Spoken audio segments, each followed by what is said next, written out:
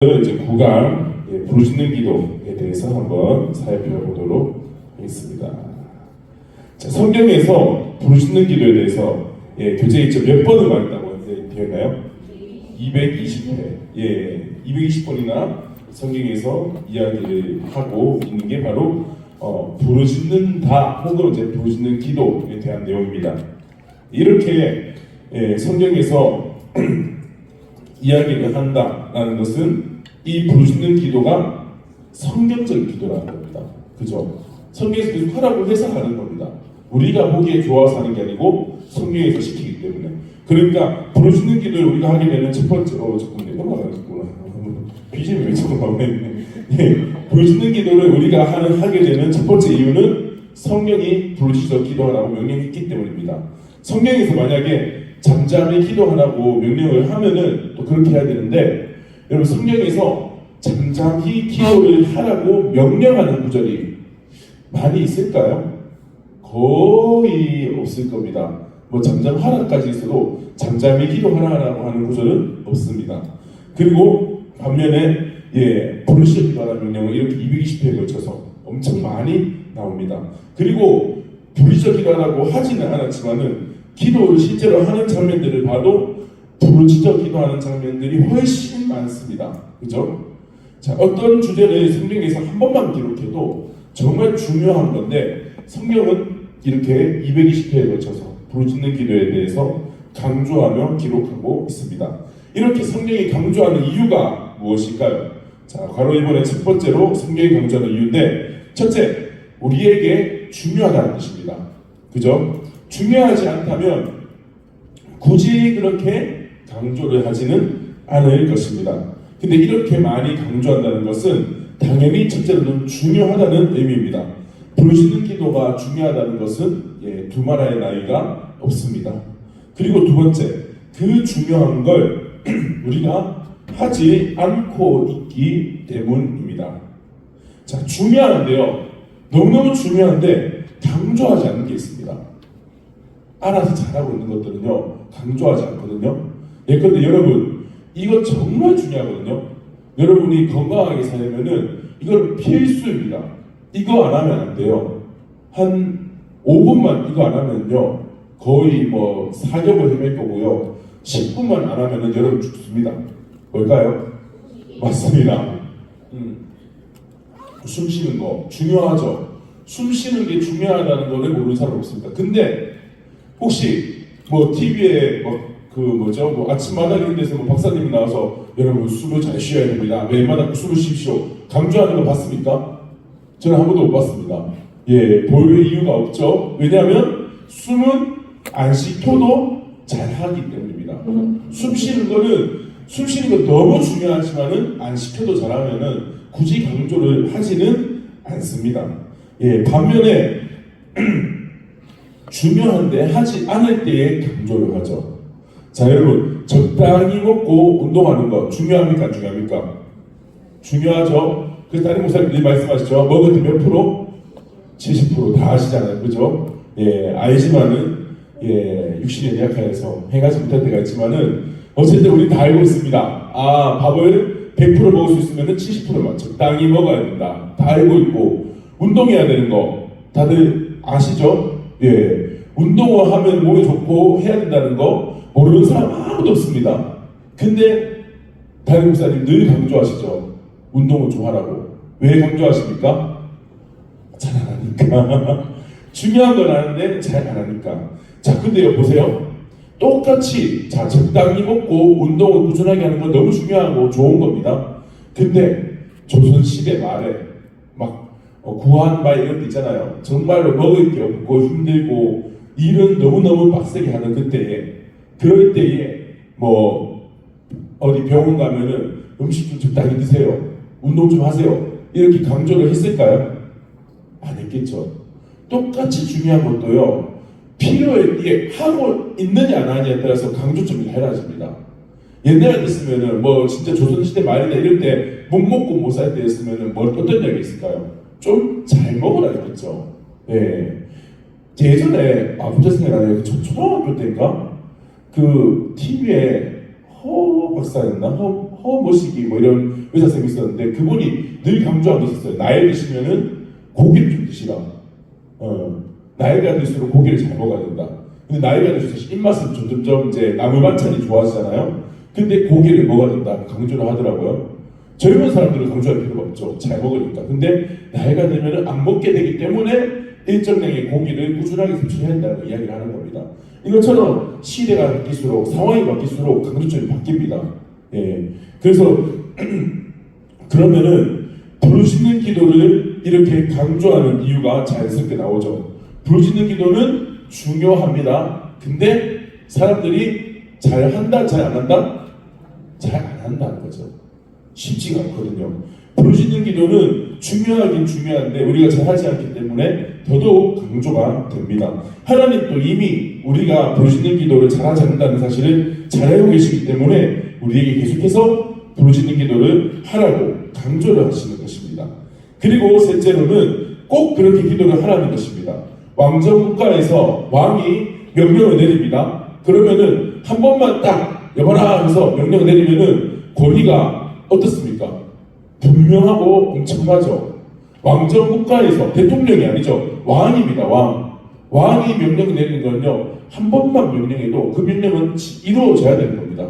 근데 하물며 이 하나님이 왕 되시는 우리 하나님의 나라에서 말씀이 수백 번에 걸쳐서 계속해서 반복해서 말하고 있다는 것은 어떤 의미입니까? 그 명령은 그냥 명령 정도가 아니고 반드시 지켜져야 되는, 반드시 우리가 해야 되는 명령이 바로 부르짖어 기도하라는 명령입니다. 그리고 빨리 하라는 겁니다. 그만큼 강조를 많이 한다는 것. 성경을 조금만 읽다 보면은 금세 또 튀어나옵니다. 아, 부르짖어 기도하는구나. 그렇게 계속해서 곳곳에 부르짖어 기도하는 장면들을 넣어두면서 어떻게 합니까? 우리도 부르짖어 기도하도록 만드시는 겁니다. 자, 그리고 괄호 2번에 뭐라고 되어 있죠? 시작. 예, 이게 또 중요한 부분이죠. 예수님도 부르짖어서 기도를 하셨습니다. 히브리서 5장 7절 같이 읽어볼까요? 그는 육체에 계실 때에 자기를 죽음에서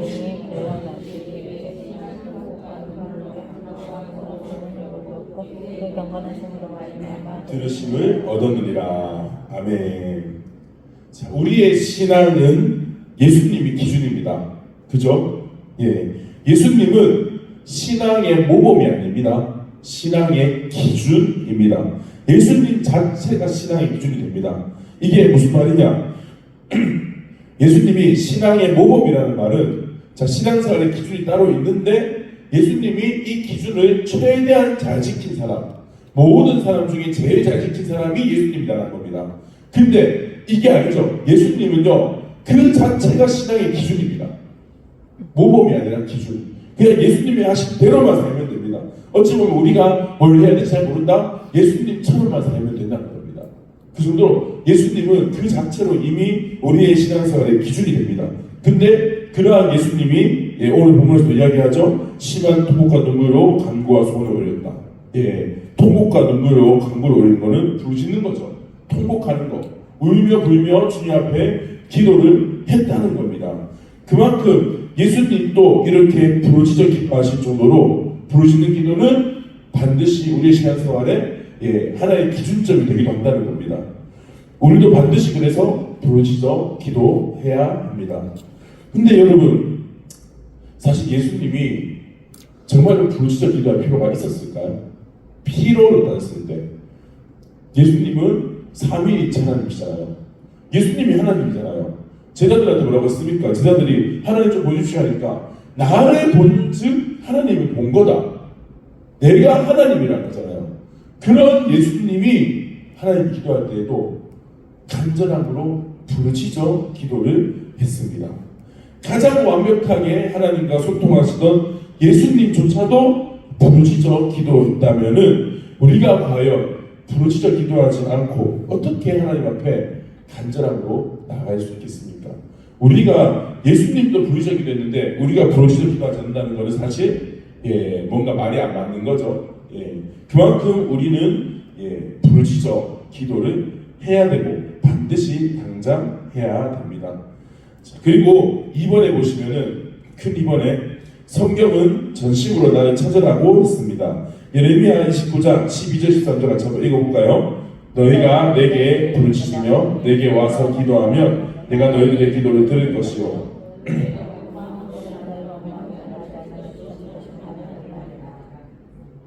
아멘. 그리고 자, 먼저 예레미야는 이렇게 하나님이 온 마음으로, 그러니까 전심으로 하나님을 구하면은 하나님을 찾을 것이라고 말합니다.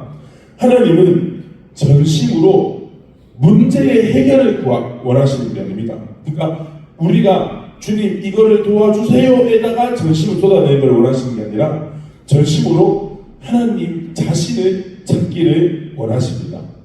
그래서 우리가 아직 믿음이 미숙할 때에는 문제에 집중하죠. 하나님 이런 문제가 있습니다. 저는 어려움이 있습니다. 해결해 주십시오. 도와주십시오. 하지만 믿음이 성장해 가면서 이제 우리는 삶의 문제들에 일희일비하지 않고 연연하지 않고 하나님 자체를 찾고 집중하게 됩니다.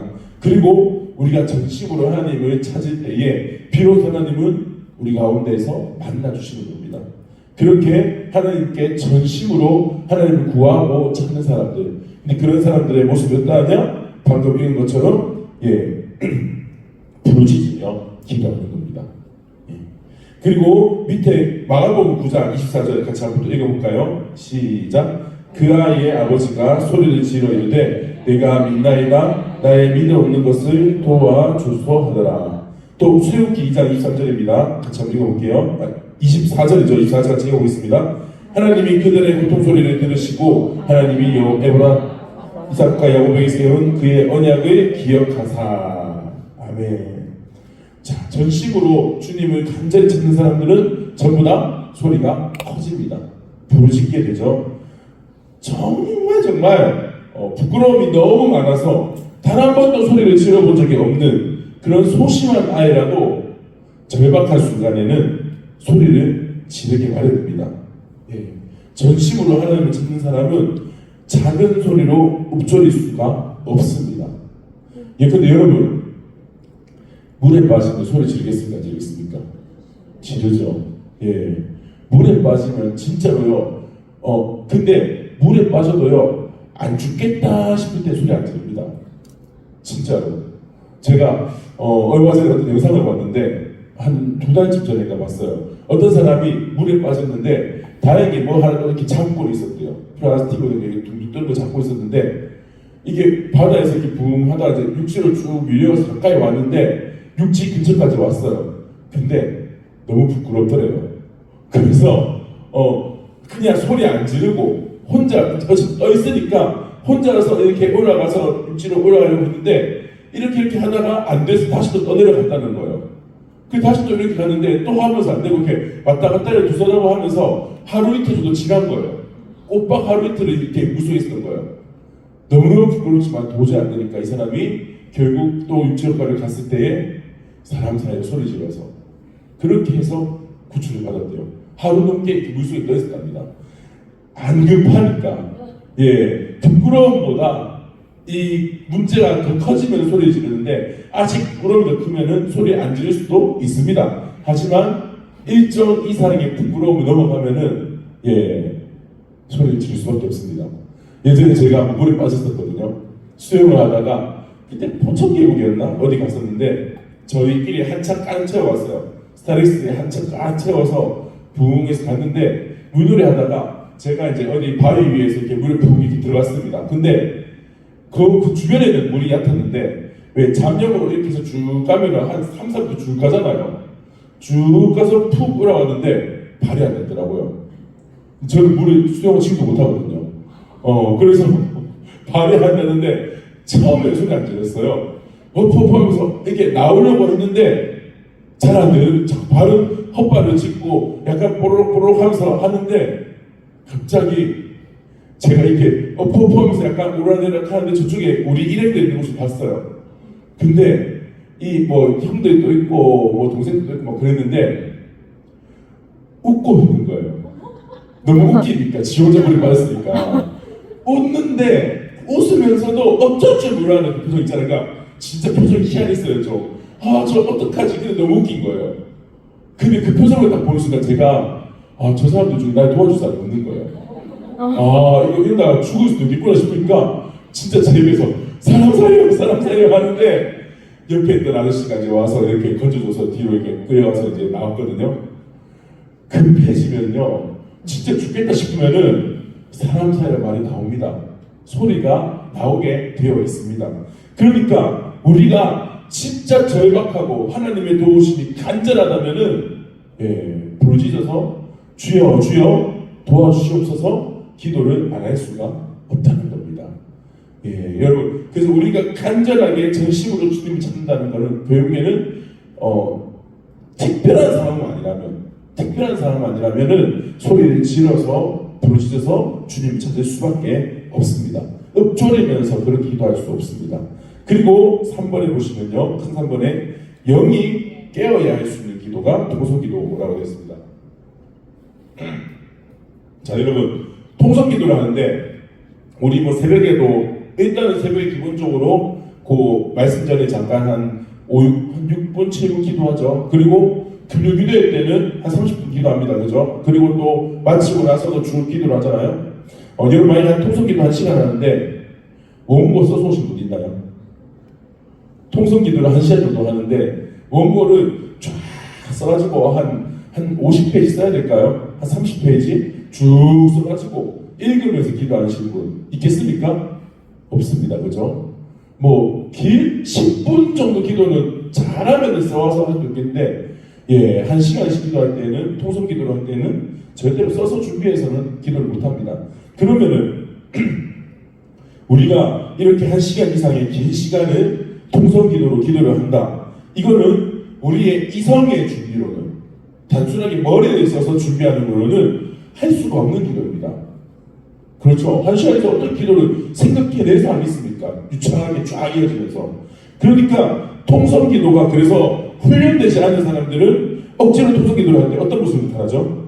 뭐 했던 말을 좀 의미 없이 반복하거나 아니면 엄청나게 머리를 굴려가면서 이 다양한 기도 제목을 억지로 떠올리면서 떠듬떠듬 그런 기도를 하죠. 이렇게 막 머리를 굴려가면서 생각을 하면서 기도를 하면은 할 수는 있어요. 억지로.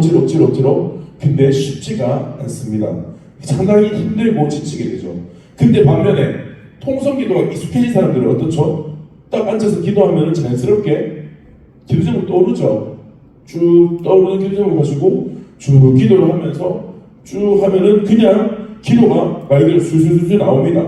이게 통성기도가 익숙하고 자연스러운 사람의 모습입니다. 근데 이게 그러면 논리적으로 생각해서 하는 기도인가요? 통성기도를 여러분들이 익숙해진다는 게 어떤 거죠? 막 이제는 막 말을 유창하게 하듯이 생각이 저절로 막 나는 걸까요? 기도 제목이? 머릿속에서? 이게 머릿속에서 나오는 게 아니죠. 통성기도는 논리적인 기도가 아니라 언어가 속에서 쏟아지는 기도, 영감으로 드리는 기도입니다. 성령으로 사로잡혀서 드리는 기도가 통성기도입니다. 성령님께서 우리 안에 이 기도를 막 부어주시는 거예요. 기도 제목들을. 그래서 성령의 인도하심을 따라서 통성기도를 하는 거지 우리가 머리에서 기도하는 게 아닙니다. 생각으로 나니까 이게 내 머리에 생각이 나는가 보다 착각할 수 있는데 그런 게 아니라는 겁니다. 사실 이 강의 자체가 부르짖는 기도라는 책에서 정원 목사님의 책에서 좀 많이 축약해서 쓴 건데 여기 책에 보면은 중간에 하나의 예화가 나옵니다. 급하고 강한 바람처럼이라는 책이 있는데 인도네시아에서 있었던 성령 역사에 대한 간증이 있습니다. 인도네시아는 원래 통성기도라는 것 자체가 아예 없었다고 합니다. 그래서 기도를 어떻게 하느냐? 예배드리고 기도를 하는데 기도하면 항상 한 사람이 앞에 나와서 대표로 마이크 잡고 쭉 기도하면은 다른 사람들 기도를 쭉 듣는, 그러니까 대표 기도죠. 그냥 대표 기도하는 게 그들의 기도의 방식이었습니다. 그런데 어느 날 성령께서 아주 강력하게 예배 가운데 운행하십니다. 그러니까 모든 사람들이 동시에 그런 적이 없었는데 너나 할 것 없이 사람들이 막 입을 벌려서 자기의 말로 기도를 하기 시작합니다. 근데 이런 적이 이때까지 없었던 거예요. 그러니까 교회 사람들이 자기들이 기도를 하면서도 노래하는 거예요. 그런데 우리는 사실 어떻습니까? 익숙한 모습이죠. 다 같이 각자가 소리를 내서 기도하는 거. 통성기도의 일반적인 모습이지 않습니까? 그러니까 이렇게 통성기도는 성령의 역사가 나타날 때 자연스럽게 나타나는 기도의 모습 중에 하나인 겁니다. 그런데 이제 영감이 부족한 사람은 통성기도를 하는 게 좀 어렵기도 합니다. 영적인 경험이나 또는 발성 기도의 훈련이 부족한 사람은 처음에 통성기도에 몰입하는 게 좀 어렵습니다. 반면에 통성기도에 익숙해진 사람은 뭘 두려워하지 않느냐? 기도를 두려워하지 않습니다. 예. 어제도 제가 식당 가서 앉아서 이제 말씀을 쭉 생각하면서 찬양을 이제 딱 앉았는데, 이거는 세 리더 집사님이 이 기도를 해주시는 게 좋겠다. 좀 그 과정을 좀 오랜만에 했거든요. 그래서 제가 그냥 그 자리에서 누구 집사님 저 기도 좀 부탁드립니다. 찬송가 몇 장 하고 누구 집사님 기도로 이렇게 예배 나와 있습니다. 그렇게 시켰어요. 그냥. 그럼 어떻게 합니까? 하면 되죠. 그냥. 예, 그냥 하면 되는 분들이 있어요. 근데 어떤 분들은 기도 집사에서 기도 좀 하면 제가요? 저 그런 거 못하는데 준비를 하나도 안 했는데 그런 분들이 있죠. 예, 그 차이가 뭘까요? 평상시에 여기 튀어 있어서 통성기도를 꾸준하게 했던 사람들은 기도하라고 시키면은 두려워할 게 뭐 있습니까? 평상시에도 늘 뭐 기도 제목 적어와서 기도하는 게 아닌데 하나님 주시는 기도 기도하니까 그렇게 기도를 할 때에 자신이 아니라 내 안에 성령께서 기도를 인도하시는 것을 경험해 봤기 때문에 통성기도가 익숙한 사람들은 갑자기 뭐 기도시킨다, 대표기도 시킨다 별로 그렇게 해서 두려워하지 않습니다. 그리고 이렇게 떠오르는 기도의 제목대로 자연스럽게 기도할 때에 우리는 영으로 기도할 수 있습니다. 방언으로 하는 기도도 영으로 하는 기도가 맞죠? 통성기도도 우리 영이 깨어있어야지 할 수 있는 기도의 모습입니다. 그래서 통성기도는 아주 영적인 기도의 모습이고, 하나님이 부르시는 기도의 제목 그대로 기도하는 겁니다. 영적인 거죠, 사실은. 다만 주의할 것이 때로는 이 영적인 기도가 혼란스러울 수도 있습니다. 왜냐하면은 영에는 하나님도 있지만은 악한 영도 있죠. 그러니까 내 안에 악한 영이 좀 드러나거나 할 때 때로는 통성기도가 아주 거칠게 나오기도 합니다. 그래서 누군가를 방해하거나 좀 교회 안에서 약간의 문제시가 될 수도 있기도 합니다. 그래서 어떤 교회들은 아예 통성기도 하니까 부작용도 있으니까 아예 그냥 소리 내서 기도 금지, 크게 소리 내지 마세요 하는데도 종종 기도합니다. 하지만 그거는 너무 그냥 단편적인 시간인 거고, 통성기도를 꾸준하게 할 때에 때로는 이런 안 좋은 경우가 나타나지만은 이걸 통해서 또 치유되고 회복되는 과정입니다. 통성기도나 방언기도나. 그래서 이걸 억지로 기피할 필요는 절대로 없습니다. 우리는 통성기도를 꾸준하게 하고 훈련할 필요가 있습니다. 분명히 통성기도는 영적인 기도이고 우리는 영적인 일을 추구해야 하기 때문에 반드시 우리가 해야 되는 기도인 이 통성기도, 서로 인해서 기도하는 기도입니다. 자, 그리고 4번에 보시면은 부르짖는 기도는 누구를 위한 기도라고 그랬죠? 나를 위한 기도입니다. 통성기도 반대파들, 조용히 기도하라고 하는 사람들, 대부분이 하는 어떤 레퍼토리 중에 하나가 뭐죠? 통성기도 반대하는 사람들이 하는 이야기 중에 유명한 이야기가 있습니다. 하나님이 귀가 먹으셨냐? 하나님 귀가 느리냐? 왜 그렇게 부르짖는 기도하냐? 속삭여도 세미하면서도 다 들으시나님다. 맞습니까? 틀렸습니까? 맞는 말이에요. 하나님은 들으시는데 문제가 없습니다. 하나님은 마음으로 하는 기도도 다 들으십니까? 근데 여러분, 통성기도의 이유 중에 하나는요, 기도를 크게 소리 내면요, 이 소리가 누구한테 들리죠? 내 귀에 들리잖아요. 기도 소리가요, 여러분 특히 이렇게 자, 이렇게 그냥 이야기할 때 조용하게 하나님 아버지 이렇게 하는 거랑 크게 하나님 아버지 이렇게 하는 거랑 내 귀에 들리는 게 다릅니다. 분명히 귀에 들리는 소리를 통해서 내 기도를 내가 듣는 겁니다. 그래서 어떤 목사님은요, 기도를 처음 시킬 때 그런 훈련을 시키고 있대요. 고등부 애들한테 시키는데 이렇게 벽에 대고 소리를 크게 못 내니까 벽에다가 벽마다 이렇게 애들 세워놓고 기도를 시켰대요. 그러면 어떻게 될까? 소리가 벽에 튕겨 나오죠. 해보시면 달라요. 그냥 허공에 대고 이야기하는 거랑 벽 앞에 대고 기도하는 이야기하는 거랑 다르거든요. 탁 소리 튕겨 나와서 귀에 딱 들어오는 게 느껴질 거예요. 그렇게 함으로써 내 기도 소리를 내가 듣고 내 기도를 내가 더 확신할 수 있게 되는데, 큰 소리로 기도를 할 때는 그렇게 벽이 없어도 내 소리가 내한테 들리는 거죠. 그리고 5분에 보시면 부르짖어 기도하지 않으면 뭘 하게 된다고요? 원망을 하게 됩니다. 이스라엘 백성들과 모세가 광야를 지나가면서 다 다양한 상황들을 마주합니다. 그런데 이러한 상황들 가운데에서 모세는 문제가 생기면은 하나님께 조르타에 가서 부르짖어 기도를 합니다. 이스라엘 백성들은 기도를 안 하죠. 그러니까 어떤 걸 합니까? 원망과 불평을 합니다. 그죠? 하나님 앞에서 부르짖어 기도하는 사람들은 뒤에서 수군거리고 원망하고 불평할 일이 없습니다. 하나님 앞에서 다 이야기를 했으니까. 근데 앞에서 부르짖어 기도하지 않으면 뒤에서 수군거리고 원망하며 불평하게 됩니다. 근데 여러분, 우리가 신앙생활을 하다 보면은 하나님께 원망할 거리가 있을 수 있습니까? 절대로 그런 게 없습니까? 하나님께 원망할 거리가 솔직한 말이죠. 솔직한 말로 우리끼리 있습니까? 없습니까? 원망할 거리가 있죠. 때로는 내가 이해할 수 있는 문제들이 생깁니다. 그런데 부르짖어 기도하는 사람들은요, 그 원망의 거리를 가지고 하나님께 직접 들고 가는 거예요. 그러면은 하나님께 충분하게 기도함으로써 하나님께 다 토해내기도 하고 또 때로는 응답을 받고 그러면서 해소가 됩니다. 근데 앞에서 하나님께 부르짖어 기도하지 않으면은 그 사람 하나님의 꽁한 게 있잖아요. 그거 어떻게 되겠습니까? 자꾸 어딘가에서 수근수근 불평하고 원망하고 그러다 보면은 결국 그 불평이 어디로 갑니까? 우리끼리 이야기하다 보면은 자, 우리 교회에 불평이 생겼어요. 원망거리가 생겼습니다. 수근 해요. 그 교회에 누구 불평하게 될까요? 누구를 원망할까요? 하나님 바로 밑에 담임 목사님 욕을 하는 거예요. 이게 담임 목사님한테 원망을 하고 이런다. 그분은 10조 팔고 기도가 약해진 겁니다. 기도를 하나님 앞에서 다 이야기했는데 뭐하러 또 사람 이야기 꺼내겠습니까? 사람한테 이야기를 할 필요는 없어지는 거죠. 그래서 우리는 부르짖어 기도함으로써 원망거리를 하나님께 토해내야 됩니다. 그리고 이런 부르짖어 기도하지 않고 원망거리를 자꾸 품고 있는 사람들이 여기저기 불평하고 원망을 해요. 이제는 다른 목사님 또 목사님 그건 잘못했는데 이야기해요. 그러다 보면 끝에는 마지막은 뭐가 됩니까? 믿음이 떠납니다. 불평과 원망의 끝은 결국 믿음에서 떠나는 겁니다. 그러니까 분명한 한 가지는요, 부르짖어 기도하고 있는 사람들은 믿음에서 떠나지 않습니다. 그래서 여러분 우리는 계속해서 부르짖어 기도를 해야 합니다. 그리고 6번에 보시면 부르짖어 기도하지 않으면은 착각을 하게 되기도 합니다.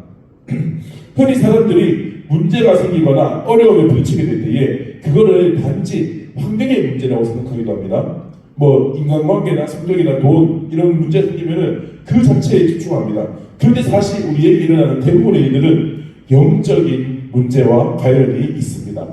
예를 들어서 A라는 사람과 B라는 사람이 있는데 A가 B 때문에 맨날 고통을 겪고 힘들어합니다. 이 A와 B가 관계를 하는데 A가 맨날 뭔가 B 때문에 속상하고 그런 게 생기는 거예요. 그러면은 이 문제를 어떻게 해결할 수 있을까요? 단순하게 야 B야 너 왜 그랬어? A한테 사과해. 그러면 해결이 다 될까요? 애들이 왜 중고등학교 애들이 학교에서 이제 뭐 어떤 학교 폭력이나 문제를 겪잖아요. 근데 문제가 생기는 애들이 너 문제가 있으니까 예를 들면은 너 때리는 애들 전학시켜서 보내고 아니면 얘가 고등학교 올라가고 환경이 바뀌면은 문제가 다 해결될까요? 다 해결되지 않는 경우가 엄청 많죠. 물론 특별한 상황도 있습니다. 하지만은 보편적으로 많은 경우에 인간관계에서 이 트러블이 생긴다. 그러면은 영적인 문제입니다. 영적으로 힘이 강한 사람이 있고요. 영적으로 힘이 약한 누리는 사람이 있습니다. 그러면은 강한 사람과 약한 사람을 만나면 누가 괴롭힘 당하죠? 약한 사람이 당하죠. 그러니까 내가 영적으로 약해진 약한 아이들은 결국에는 어딜 가나 자꾸만 묘하게 눌립니다. 정도의 차이는 있겠죠. 하지만은 기본적으로 영적으로 좀 눌리게 되어 있습니다. 그러니까 결국에는 세상에 요새 법들은 희한하게 가지만요, 우리가 영적으로 봤을 때는 우리 아이를 변화시킬 수밖에 없습니다. 왜냐하면은 여기서 변화되지 않고 세워지지 않으면은 결국 어디 가든 자꾸 사고치고 다니는 거죠. 때려서 사고치고 또 골치 아프고 맨날 혼나고 들어온 것도 골치 아프고 회사 생활을 해도 기가 약하니까 자꾸 눌리고 혼나고 뭐 제대로 된 일도 못하고 그러면은 관계가 안 되는 거죠. 그렇게 영적으로 이 눌려있는 사람은 자신의 영을 회복하고 강하게 만들지 않으면은 문제가 해결되지 않습니다. 아무리 치료받고 상처가 회복되어도 자유롭지 못합니다. 또 물질이나 환경의 문제도 마찬가지입니다. 돈이 있으면 해결될 것 같은 문제들이 있고요. 환경이 풀리면은 해결될 것 같은 문제들이 있지만은 실제로 그 배경에는 영적인 흐름이 분명히 있습니다. 영적으로 매여 있고 이러한 문제들 때문에 두려워하고 낙심하고 절망하고 있기 때문에 그래서 눌리는 겁니다. 그러니까 문제가 커서 눌리는 게 아니고요. 내가 영적으로 이 문제에 매여 있으면 눌리는 거예요. 그래서 대표적인 게 돈 문제로 생각했을 때 제가 교회를 안 다닐 때, 그러니까 특히 부모님 손에서 크면서 뭘 느꼈냐면요. 교회 다니는 사람들은 뭔가 돈에서 자유해요. 쥐뿔도 없는데 진짜. 아니 딱히 교회 다니는 사람들 중에서 물론 또 여유 있는 사람도 있긴 있는데 다 부자가 아니에요. 근데 이상하게 부자처럼 보여요. 저희 큰 외삼촌, 어머니의 큰 오빠가 목사님이시거든요. 근데 이제 좀 특수한 교단이긴 해요. 근데 그가 어릴 때부터 목사님 하면서 한 번씩 포항에 놀러 가고 있는데, 근데 저는요, 목사님 가정이 되게 잘 사는 줄 알았어요. 웃기죠? 근데 진짜로 지금은 아는데, 제가 목사니까 아는데, 어릴 때는요, 왜냐하면은 큰애 삼촌 목사님이고 그럼 사모님이잖아요. 이제 숙모가. 근데 맨날 그 집에 놀러 가면 맛있는 게 많아요. 진짜요. 그리고 뭘 많이 해줘요. 베풀어요. 그러니까 그걸 보면서 우리 집에 가면 어머니가 맨날 돈 없다 이미 다 해고 사셨거든요. 그래서 맨날 제가 혼났어요. 네가 우리 집 돈 제일 많이 쓰니까. 진짜 그 말이에요. 왜냐하면 저는 이제 교회 다니고 하니까 특히 대학생 되고 할 때 용돈 딱 왕따로 받죠. 한 번씩 해외 그 단기 선교 봐줘 이러니까 암만 제가 모으고 해도 어쨌든 부모님 손에 버리는 거예요. 부모님 맨날 니는 맨날 돈 맨날 쓴다고 하는데, 근데 저 돈 진짜 적게 썼거든요. 아니 진짜 적게 썼어요. 저는 여행 가는 것도 안 좋아하고요. 돈 쓰는 거 딱히 즐기는 게 없거든요. 근데 맨날 돈 딱 하고 돈 쓰는 이야기 들으니까 이게 우리 집은 진짜 가난하구나 생각했어요. 근데 어느 날 진짜 군대 갔다 와서인가 군대 가 직전인가 또 깨달았거든요. 우리 집이 엄청 가난한 집은 아니네. 진짜 제가 가만 생각해봤거든요. 그러니까 제가 많은 우리 집 수입은 100만 원대였어요. 100만 원 중고반대 이런 느낌. 우리 집 너무 가난하지. 근데 가만 보니까 아버지가 계명문화대학교에서 교직원이었거든요. 학교 직원, 경비라고 이런 거 있잖아요. 공무원 좀 같은 느낌의 사립공무원이라고 하는데 거의 퇴직하실 때쯤에 이제 20년 거의 채우셨거든요. 그러니까 그게 저희가 군대 갔다 와서쯤에 이제 퇴직했으니까 그때 또 15년 정도 했죠. 그러니까 이 월급이 엄청 부자 이런 건 아닌데 그렇다고 진짜 바닥을 치는 이렇게 소득 분기를 했을 때 하위 10% 이런 느낌 아니었어요. 근데 저는 진짜 그렇게 느꼈어요. 하위 10% 정도 느꼈어요. 맨날 돈 없다는 얘기 듣고 돈에 매여 있으니까. 사실은 목사님이 진짜로 하위 10% 잡혔어요. 근데 작은 교회거든요. 100명도 안 되거든요. 그러니까 쉽지 않죠. 개척해서 그 작은 교회 평생 하셨으니까. 근데 이상하게 목사님은 여유 있어 보인단 말이에요. 돈에 대해서. 최소한 입 밖으로 돈 이야기 하는 게 못 들었으니까. 여러분, 돈이 없어서 없는 게 아니고요. 돈에 매이면은 돈이 없어지게 보이는 겁니다. 그래서 교회에서 헌금하는 거 보면요. 돈 많다고 헌금 많이 하는 거 아닙니다. 제 친구 목사님이 전도사일 때 저랑 같이 신대원에 있을 때 어느 날 그 친구가 그런 얘기를 하더라고요. 그러니까 내가 어떻게 하다가 우리 교회 헌금 내역 이런 거 좀 보게 됐는데 내가 상위 10등이더라고.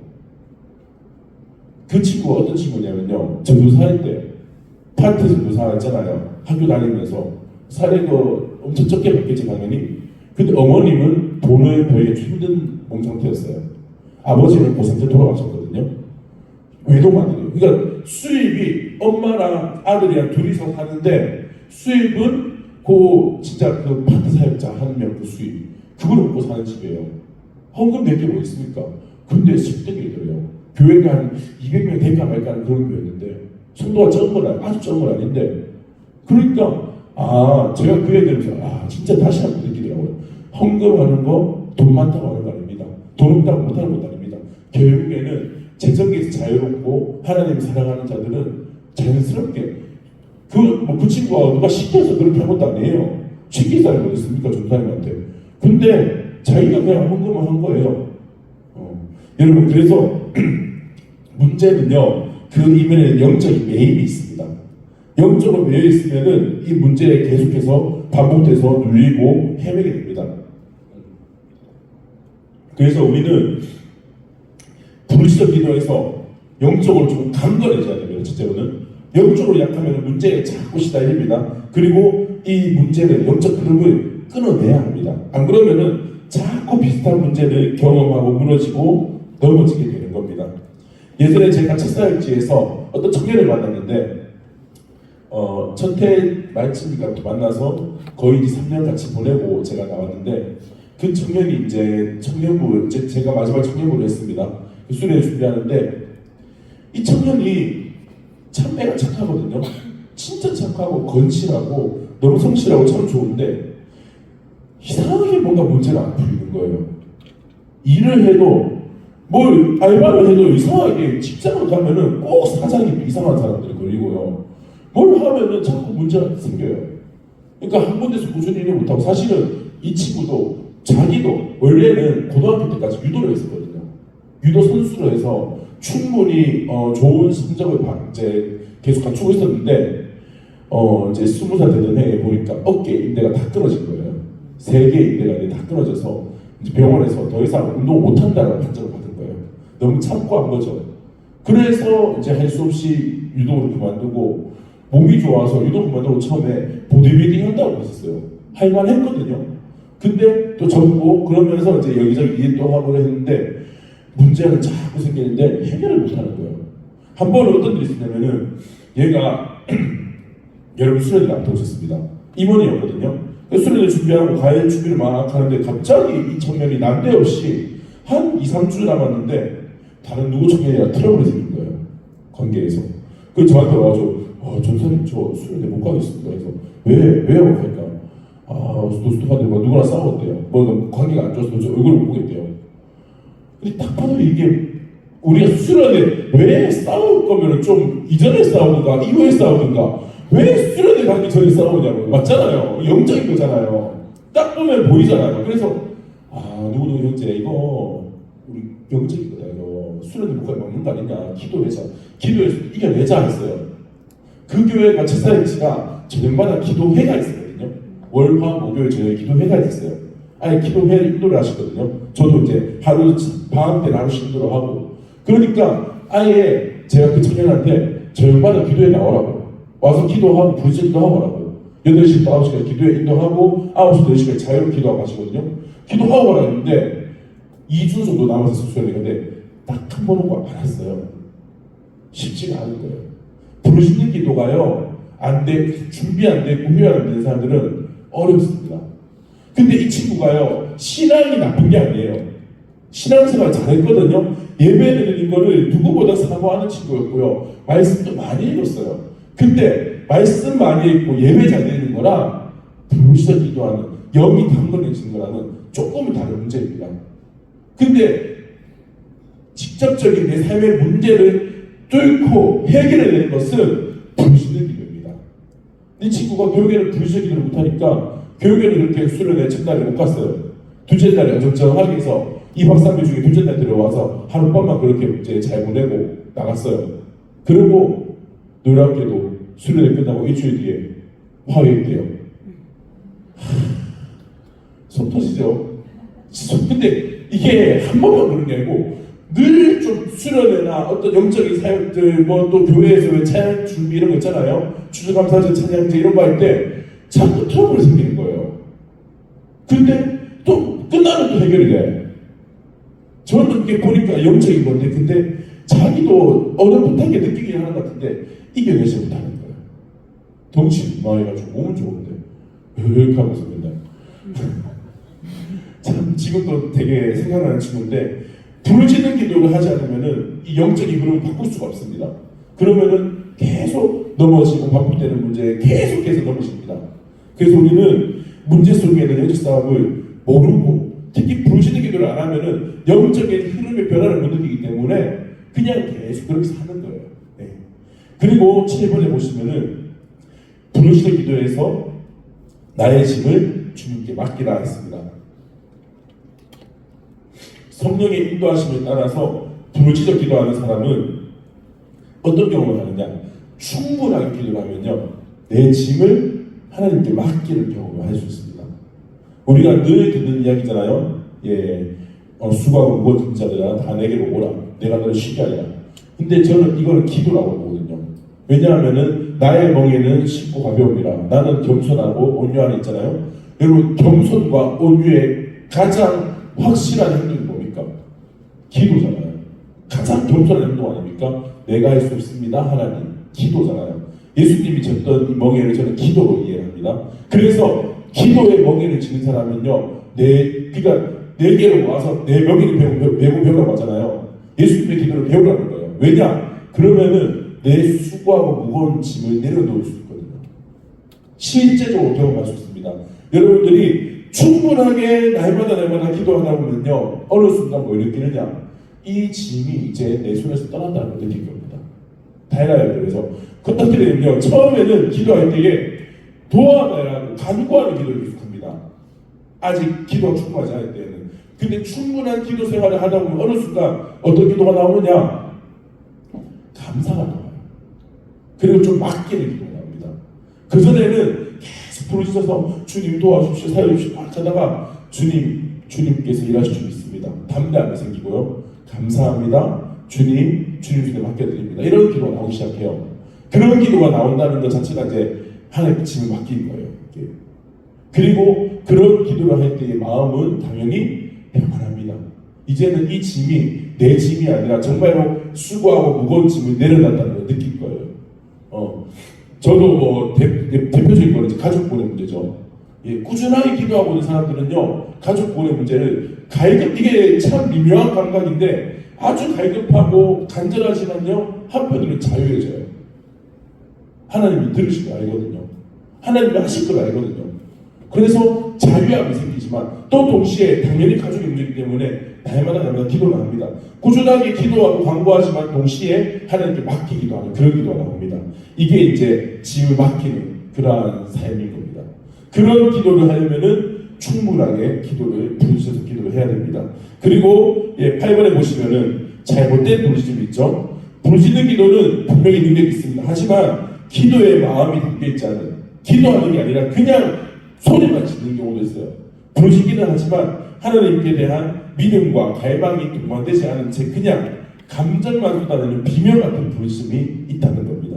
이런 부르짖음은 기도라고 할 수 없으며 아무런 유익도 없습니다. 그래서 민수기 14장의 1절에서 3절에서 보면은 이스라엘 백성들이 소리를 높여서 부르짖으며 밤새도록 곡을 합니다. 이스라엘 백성들이. 근데 이때 부르짖음과 이 소리는 모세와 아론을 향한 원망의 부르짖음이고 불평의 부르짖음이었습니다. 그래서 이건 바른 부르짖음이 아니죠. 그러니까 이런 부르짖음에는 하나님에 대한 믿음이나 간구, 신뢰가 전혀 없고 불신만 가득해서 자기들을 인도한 하나님을 실패자라고 몰아가는 겁니다. 이스라엘 백성들이 모세랑 아론을 막 원망하면서 밤새 부르짖다는 것은 결국에 누구를 원망하는 겁니까? 모세와 아론을 원망한다는 것은 하나님을 원망하는 거잖아요. 이건 하나님 기뻐하시는 거죠. 그래서 이런 잘못된 부르짖음은 사실은 하나님을 멸시하는 저주에 가까운 것이고, 하나님께서는 민수기 14장 11절에서 이렇게 말합니다. 여호와께서 모세에게 이르시되 이 백성이 어느 때까지 나를 멸시하겠느냐? 내가 그들 중에 모든 이적을 행한 것도 생각하지 아니하고 어느 때까지 나를 믿지 않겠느냐? 아멘. 밤새 부르셨는데 하나님은 이들이 나를 멸시했다, 아직도 나를 못 믿고 있다, 딱 이렇게 평가를 하시는 겁니다. 실제로 그렇게 된 그런 상황이었고요.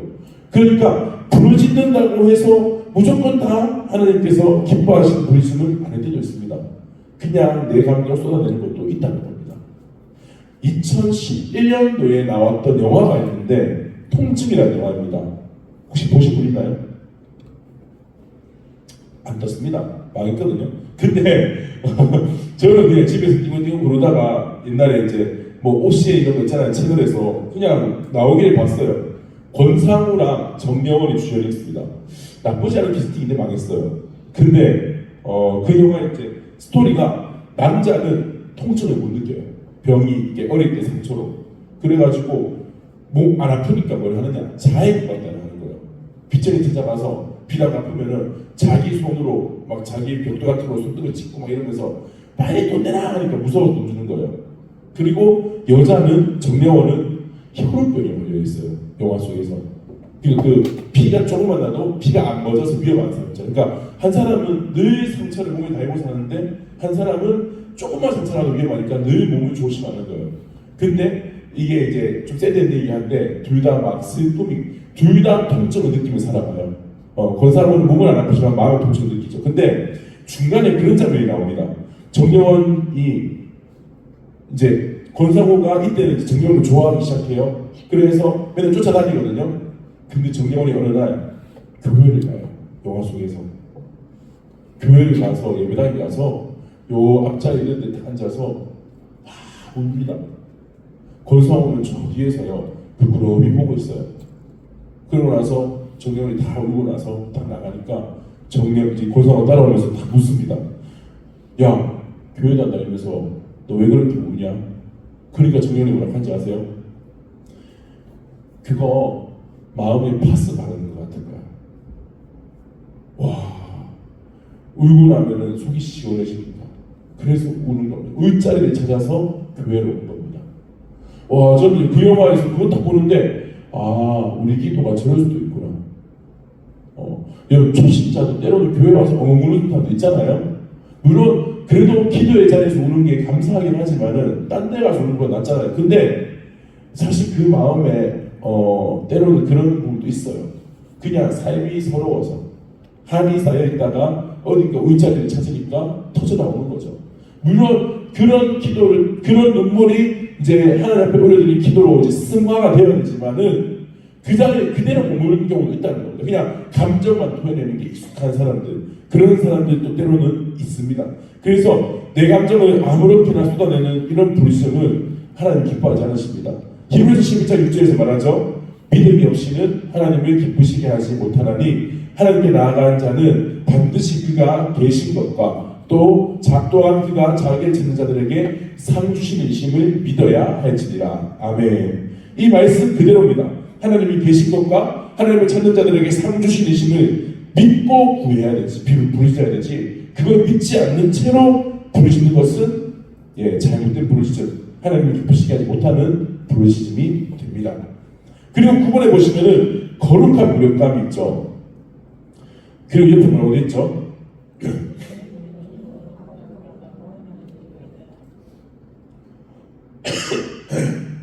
우리가 왜 부르실까요? 소리를 지르면서 악을 쓸 때 있잖아요. 왜 그렇게 하죠? 내가 마음대로 안 되니까. 내가 할 수 없으니까. 그때 부르십니다. 만약에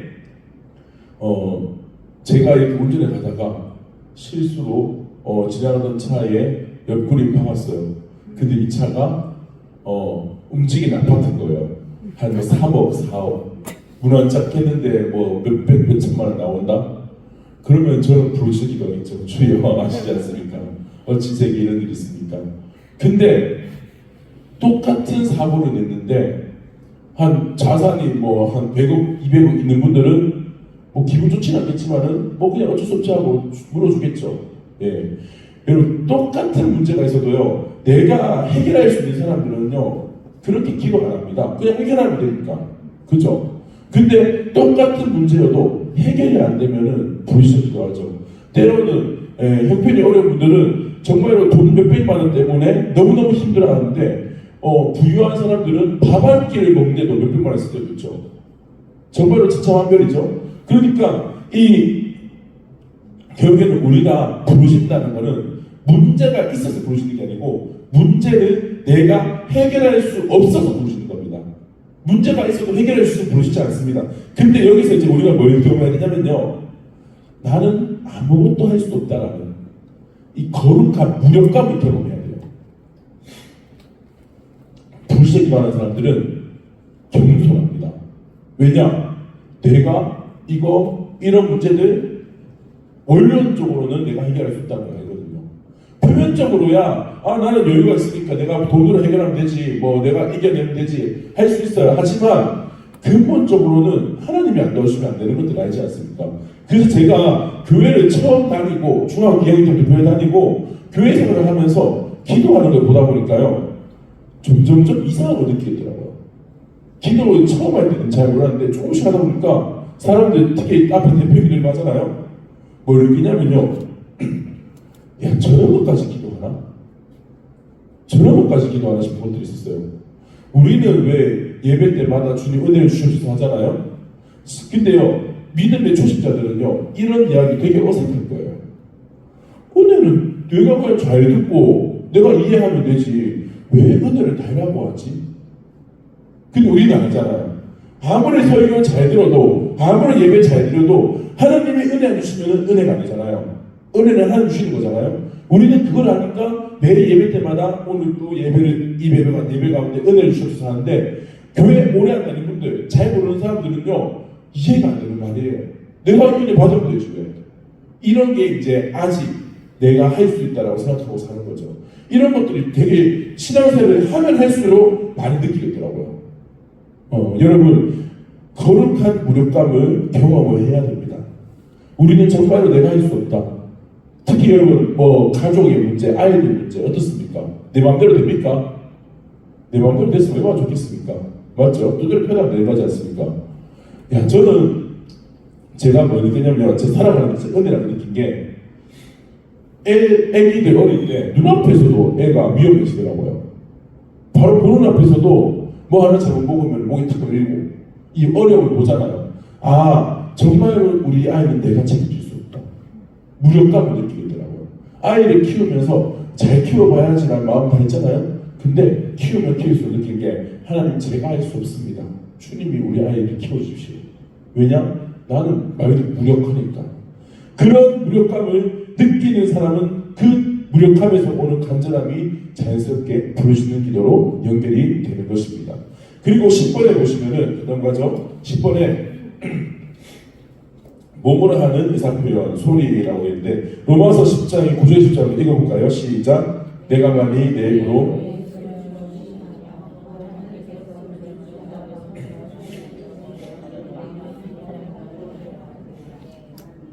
10절 듣겠습니다. 사람이 마음으로 믿어 의에 이르고 입으로 신하여 구원에 이르느니라. 아멘. 성경이요 방금 제가 읽은 구절이죠. 마음으로 믿어 의에 이릅니다. 입으로 신하여 구원에 이릅니다. 왜 성경은 입으로 예수를 주로 시인해야 한다고 합니까? 믿음은 마음의 문제 아닙니까? 내 마음으로 잘 믿으면 되는 거잖아요. 근데 왜 굳이 이렇게 입으로 시인을 해서 구원에 이른다라고 표현하느냐? 왜냐하면은 우리 인간은 영적인 존재인 동시에 육적인 존재입니다. 하이브리드예요. 예, 양손이라고 합니다. 영적인 양손이에요. 육신과 영이 같이 있는 존재입니다. 그래서 영적인 세계에서는 뭘 해야 되느냐? 마음으로 믿어야 돼요. 우리의 마음은 영적인 세계에 다 있습니다. 그래서 내가 마음으로 예수 그리스도를 믿는다는 것은 영적인 구원을 의미해요. 근데 이거는 끝나는 게 아니고 우리의 육신도 우리는 육신에 죽겠으니까 육적으로도 이 믿음이 드러나야 됩니다. 근데 그 방법이 무엇이냐? 마음으로 믿는 것을 육신으로 표현하는 것이 바로 소리입니다. 소리. 소리가 뭘까요, 여러분? 소리는요 아무 의미 없는 겁니다. 사실은 자체로는 소리는 공기에 여기 보이지 않는 공기의 진동이죠. 공기가 하면은 공기가 따뜻하게 떠여서 이 진동이 공기의 매질을 타고 가서 여러분 귀에 들리는 게 소리입니다. 진짜 보잘것없는 거예요. 우주로 나가면 소리가 전달됩니까? 됩니까? 안 되죠. 공기가 없으니까. 지구 안에서만 한정된 공간에서 심지어 만약에 여러분이 진공으로 되어 있는 방 안에 딱 들어가 있다? 소리 안 들립니다. 진공이니까 소리 전달할 게 없죠. 소리는 진짜 보잘것없습니다. 차라리 빛이라고 하면 저는 좀 의미가 있는 것 같아요. 빛은 특이한 성질이 너무 많거든요. 우리가 잘 알다시피 가장 많은 존재죠. 그리고 빛은 이게 입자이기도 한데 파동이기도 해요. 말이 안 되는 거죠. 야구공을 던졌는데 공이 파동을 치면서 날아간다. 이상하잖아요. 근데 빛은 그렇게 가거든요. 파동으로 가요. 근데 동시에 광자라는 입자가 있어요. 너무너무 신기해요. 근데 하나님이요, 이스라엘의 찬송 중에 거하겠다 하셨죠. 제가 거기서 고민이 추가됐거든요. 야, 이스라엘의 찬송 중에 거하신다. 근데 찬송이 뭐지? 우리의 찬양이 뭐죠? 소리잖아요. 그냥 소리일 뿐인 거잖아요. 전혀 의미 없는 건데 왜 하나님은 이 소리, 이깟 소리에 어떻게 하나님이 거하시는 걸까? 고민이 많았거든요. 그런데 이제 이 책을 보면서 좀 더 배웠습니다. 소리는요, 어떤 거냐면은 우리의 마음의 표현입니다. 영적인 세계가 이 물질 세계에 연결되는 통로가 뭐냐? 소리입니다. 그래서 영적인 세계에서의 내 믿음과 내 사랑을 이 물질 세계에 표현하는 가장 빠르고 쉽고 일차적인 방법이 바로 소리라는 겁니다. 그래서 중요한 의미가 좋습니다. 소리로 내가 하나님을 믿습니다 라고 하는 것은 내 마음에 있는 믿음이 이제 이 육신 세계에, 물질 세계에 드러나는 거죠. 예. 하나님을 사랑한다. 어떻게 표현합니까? 하나님 사랑합니다, 찬양합니다 라고 목소리를 말하잖아요. 그런 것은 물질 세계에 내 영적인 마음 속에 있는 사랑과 하나님을 향한 경외심이 드러나는 게 소리인 거죠. 그래서 소리는 이 우리의 물질 세계에 영향을 미치는 직접적인 방법입니다. 내 영적인 세계 속에서 내 마음에 있는 것들이 물질 세계에 영향을 미치는 가장 직접적인 방법이 소리입니다. 자, 신앙생활에서 마음은 아주 중요하죠. 물을 지켜가는 것 중에 더욱 내 마음을 지키라고 말했습니다. 근데 이 마음이, 중요한 이 마음이 표현되는 것은 말입니다. 그래서 말이라는 단어의 어원 중에 뭐 확실하지 않지만 그런 말은요, 마음 알갱이, 마음 알갱이를 줄여서 말이라고 한다고 표현하기도 하거든요. 어원 중에 있더라고요. 말, 그러니까 마음에 있는 것들이 알갱이가 되어서 나오는 게 소리라는 겁니다. 그러니까 마음에 있는 것들이 물질 세계에, 영적인 세계가 이 물질 세계에 영향을 미치는 거죠. 우리는 영혼과 육을 같이 가지고 있기 때문에 마음으로 하는 생각과 사고, 개념, 깨달음을 소리로 선포함으로써 물질 세계에 속한 육신에도 영향을 미치게 합니다. 그래서 소리는 영적 세계가 물질 세계에 영향을 미치는 통로 같은 것이고, 마음속에 있는 것을 소리로 미치는 것은 영적 세계에 있는 설계도가 물질 세계에 건축되어지는 것 같습니다. 재판정에서요, 사람들이 그 재판을 할 때, 예를 뭐 이렇게 재판 판결문을 가지고 왔습니다. 종이를 쭉 뽑아왔어요. 그러면은 판사가 재판장에 딱 들어와서 판결문을 딱 들고 딱 들어오면은 이 종이가 판결문이 지금 현재 효력이 있을까요, 없을까요? 들고 들어왔어요, 그냥. 효력이 있나요, 없나요? 없죠. 어떻게 해야 효력이 생기죠? 판사가 읽어야 돼요. 판결을 내리겠습니다 해서 판결을 내리고, 특히 법정에서는 땅땅땅 망치를 치는 순간 효력이 생기죠. 그래서 심지어는 왜 뭐 범죄 현장 같은 보면 뭐 영화 같은 그런 것도 있잖아요. 이 재판을 내리는 순간 효력이 생기는 거 아니까 이거를 교묘하게 이용하는 경우도 있죠. 막 공소시효나 이런 것들. 그것처럼 영적인 세계에 있는 하나님의 원리들이 우리의 소리로서 물질 세계에 이렇게 딱 재판을 내린 것처럼 딱 나오지 않으면은 영향력이 아주 미비하단 겁니다. 그래서 사람들이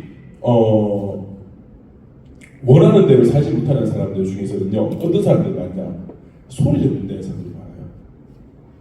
별거 아닌 것 같은데, 뭐 이거는 영적, 그러니까 신앙적인 것뿐만 아니고 세상에 있는 무슨 뭐죠 자기 개발 세대들 보면 그런 얘기 하잖아요. 원하는 것을 입으로 말해라. 이 영적인 원리예요. 내 마음 속에 있는 것을 내가 예를 들면은 뭐 집사님 중에서 나도 뮤지컬 대박 해보고 싶은데 이번 가을에도 뮤지컬 대박 하나? 나도 한번 그 자리에서 엑스트라라도 하나 하고 싶은데 마음 속으로만 계속 듣고 있는 사람들은요 실행하기 어렵습니다. 근데 이거를 말로 표현하는 사람, 세이모니 갔는데 저 이번에 가을에 뮤지컬 혹시 사람이 좀 필요하면은 한번 해봐도 좋을 것 같아요. 말을 하는 사람들은요 자꾸 말하다 보면요 그게 이루어져요. 그렇게 살아가게 돼요. 왜냐하면 이게 그러니까 무슨 뭐 뭐 말에 힘이 있다, 뭐 물론 이제 그게 있지만요, 진짜 어떤 거냐면은 마음에 있는 게 물질세계에 영향을 미치는 겁니다. 예. 그래서 여러분 담대하게 내가 원하는 바를 입으로 내뱉지 못하는 사람들은 그 원하는 삶을 살아가는 게 훨씬 더 어렵습니다. 그리고 부르짖는 기도가 약한 교회들은 사실은 좀 그런 영향력이 약해요. 은혜는 있어요. 은혜는 마음을 받는 거기 때문에. 근데 실제적인 능력은 잘 안 나타나는 경우가 많습니다. 그리고 11번에 보시면은 부르짖는 기도를 훈련하라고 되어 있죠. 발성 기도와 묵상 기도의 관계와 순서를 이야기하는데 기도를 훈련할 때 먼저는 발성 기도를 훈련해야 됩니다. 그러니까 뭐 처음부터 강력하게 막 주여 하면 좋은데 쉽지 않을 때는 처음에는 그냥 무리하지 않더라도 그냥 조곤조곤하게 적당한 선에서 하지만 일단은 소리를 내십시오. 크게 보시지 않더라도 소리를 내어서 기도를 할 필요가 있습니다. 그리고 이렇게 소리를 내서 기도하다 보면은 기도의 영이 임하고 더 강력하고 간절한 기도로 나아갈 수 있게 됩니다. 그리고 침묵 기도는 여러분 필요하지 않다는 것은 아닙니다. 그리고 침묵 기도보다 발성 기도가 더 무조건 더 높은 거다, 좋은 거다 이런 것도 아닙니다. 자, 기도의 방법 중에 하나일 뿐이에요. 근데 원리가 다릅니다. 어떤 원리가 다르냐? 발성 기도는요, 소리 내서 하는 기도는 뭘 쓰죠? 여러분 소리 내면 어디를 쓰죠? 목을 쓰죠. 예, 목을 통해서 입을 통해서 소리를 내잖아요. 목, 입, 이 구강 이거는 우리 몸이잖아요. 육신이잖아요. 그러니까 발성 기도는 몸을 이용하는 기도예요. 육신을 써서 기도하는 거예요. 근데 침묵 기도는 어떤 거냐? 마음만을 쓰는 겁니다. 영적으로만 기도하는 거예요. 여러분, 내 몸을 컨트롤하는 게 쉽습니까? 내 영을 컨트롤하는 게 쉽습니까? 내 몸이 쉽죠. 몸은 보이잖아요. 몸은 보여요. 손을 쥐었다 폈다 하면 됩니다. 보이는 대로 하면 돼요. 영적인 부분은요, 우리가 감각이 아주 영적인 감각이 예민하지 않으면 잘 못 느낍니다. 그러니까 이게 어떻게 적용되느냐? 발성 기도는 내가 기도를 잘하는지 못하는지 알기가 쉽습니까? 어렵습니까? 쉽죠? 기도하는데 사운드가 빈다. 기도 못하고 있는 거예요. 소리가 쭉 이어진다. 기도 잘하고 있는 거죠. 단순하잖아요. 소리 내고 있으면 기도 잘하고 있는 거잖아요. 근데 영적인 이 침묵 기도는요, 이따 나보고 기도하고 있습니다. 기도 잘하는지 못하는지 나도 잘 몰라야 돼요. 헷갈립니다. 예. 그래서 이 침묵 기도는 일단은 컨트롤하는 게 훨씬 더 어렵습니다. 그래서 발성 기도를 통해서 우리의 육신을 컨트롤하면서 육과 영을 같이 이끌어가는 겁니다. 몸은 영보다 한 차원 낮고 기초적이기 때문에 좀 더 기도를 하기가 수월합니다. 그리고 발성 기도를 충분하게 하면은 자연스럽게 침묵 기도도 깊어집니다. 근데 발성 기도 없이 침묵 기도로만 딱 들어간다? 그러면은 많은 경우가요, 엉뚱한 상념을 하거나 잡념에 빠지거나 심지어는 졸리죠. 영적 공격들입니다. 영적인 공격들이 무수하게 많이 일어나고 있는데 우리가 영적인 감각이 둔하니까 이걸 못 느끼는 거예요. 가끔 가다가 영적인 감각이 예민한 분들은 이런 공격들을 직접적으로 공격이라고 느끼지만요, 대부분의 많은 사람들은 공격이라고 느끼는 게 아니고 잡념, 그냥 뭐 졸림, 그냥 그렇게 떠들어가면 시간만 보내는 거예요. 그렇게. 예. 그래서 여러분들이 일단은 통성 기도를 소리를 내서 하는 발성 기도로 충분하게 기도를 하고 기도가 깊어지고 그리고 발성 기도는 사실 좀 이렇게 싸우는 기도거든요. 싸워서 이기고 난 뒤에 승리의 기쁨을 누리면서 침묵 기도를 하고 있습니다. 안 그러면은 멍 때립니다. 특히 침묵 기도는요, 묵상 기도를 할 때는 단계가 있거든요. 제일 낮은 단계가 어떤 단계냐면요, 거룩한 느낌만을 가지고 있는 상태. 기도를 한다라고 해서 다 앉아서 잔잔한 음악 깔리고 무슨요, 기분이요, 거룩히 저어가는 기분이 들어요. 느낌이 들어요. 근데 그건 기도가 아닙니다. 거룩한 느낌이에요, 그냥. 근데 착각을 하죠. 나는 오늘 또 하나님과 동행하고 있어. 기도를 해야 돼요. 직접적으로. 특히 그 다음 단계가 기도를 하긴 하는데 어떻게 하느냐. 그냥 단어들을 놔야 됩니다. 거룩한 생각을 하는 단계예요. 그래서 우리 부모님, 구원, 우리 애들, 성령 이런 식으로 있잖아요. 이상한 단어들만 기억나야 하는 거. 이것도 우리가 조심해야 돼요. 이것도 분명한 기도라고 말하기 어렵습니다. 묵상 기도를 할 때도 우리 선명하게, 분명하게, 뚜렷한 문장으로 그렇게 하나님께 기도할 필요가 있습니다. 그렇지 않으면은 이 거룩한 상태를 유지하고 있다는 나는 착각하면서 기도하고 있다고 착각을 해요. 근데 그래서 기도가 아닐 때가 있거든요. 제가 이거를 언제 봤냐면은 군대에서 제가 처음으로 이제 자대 가서 훈련소에서 앉아서 기도를 했습니다. 보통 이 막상 있잖아요. 앉아서 한 20분 정도 기도를 막 했어요. 군대에서 그 마음이 가난하니까 기도 제목이 많죠. 와, 기도를 했는데 딱 하고 힘드니까요. 훈련소 첫날 밤이었어요. 기도 딱 하고 힘드니까 애들이 다 나와 버리는 거예요. 20명 있는데 19명이 한 명 나니까 19명이 다 나와 버리는 거예요. 왜 그러냐 하니까 그거 보세요. 애들은 기도를 모르잖아요. 어떤 애가 갑자기 이렇게 쪼그려 앉아가지고 한 20분 동안 이렇게 가만히 있는 거예요. 어떻게 보겠어요? 아픈가? 별 타일 났나?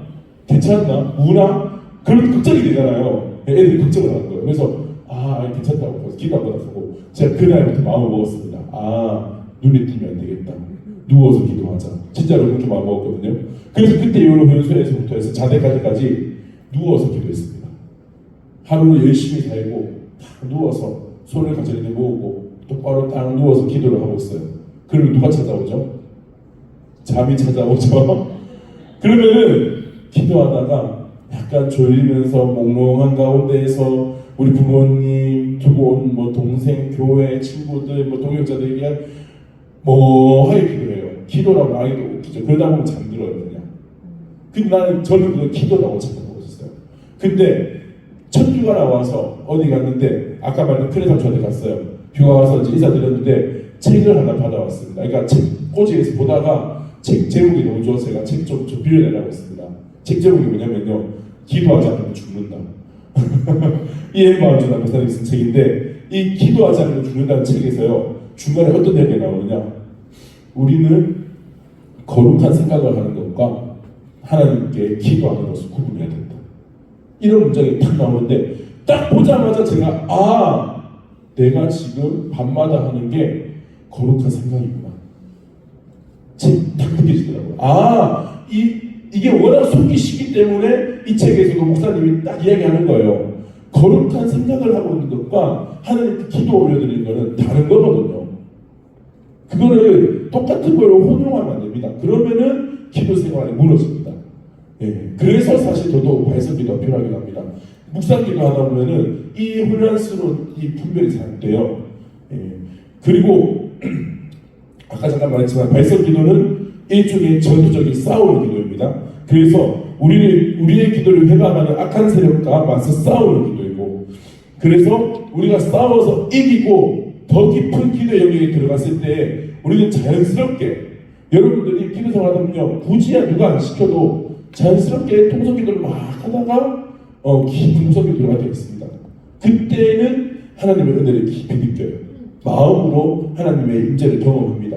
하지만은 그 단계가 되기 전까지는 좀 더 육신으로 기도를 해야 됩니다.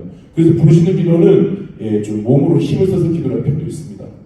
자, 그리고 이제 부르짖는 기도의 효과가 나오는데, 부르짖는 기도할 때 우리는 하늘문이 열리는 것을 경험하며 하나님 주시는 각종 은사를 경험합니다. 혹시 여기에 은사를 구하시는 분이 있다면요, 권면해 드리는데 소리 내서 기도하십시오. 속으로 기도하면서 은사가 임하는 거 거의 못 봤습니다.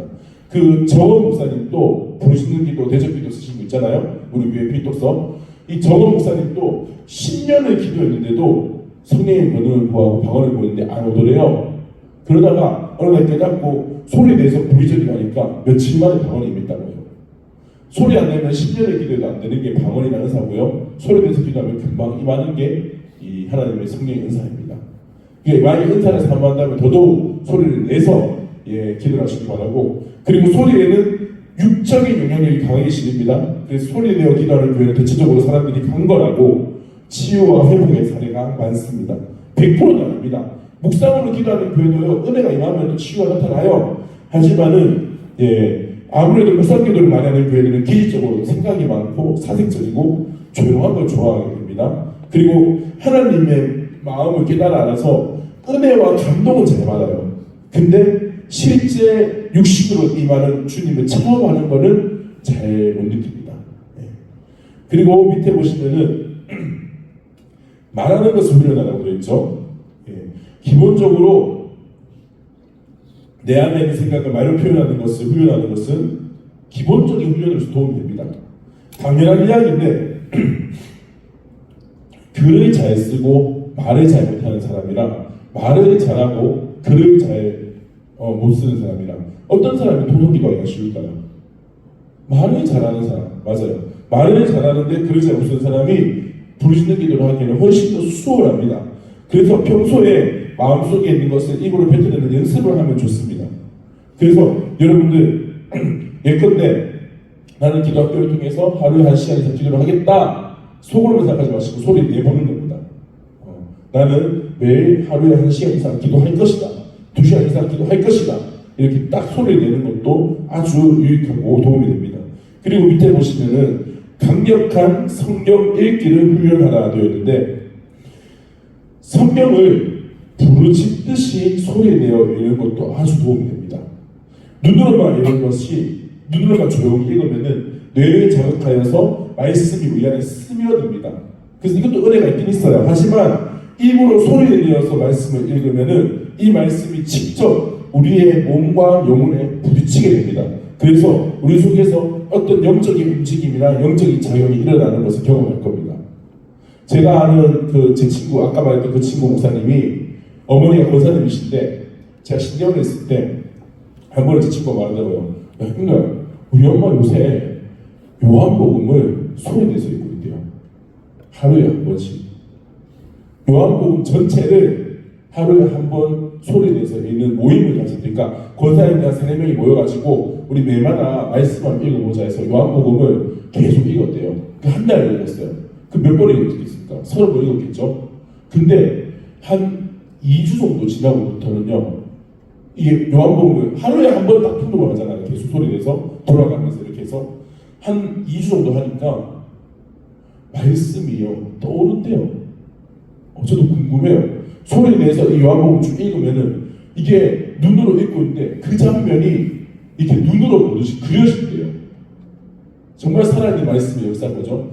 소리내서 말씀을 읽으면은 말씀이 더 체험적으로 다가올 수 있습니다.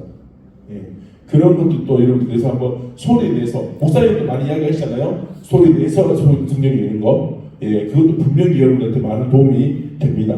그리고 중요한 이제 경고인데, 이중적인 언어를 사용하지 마십시오.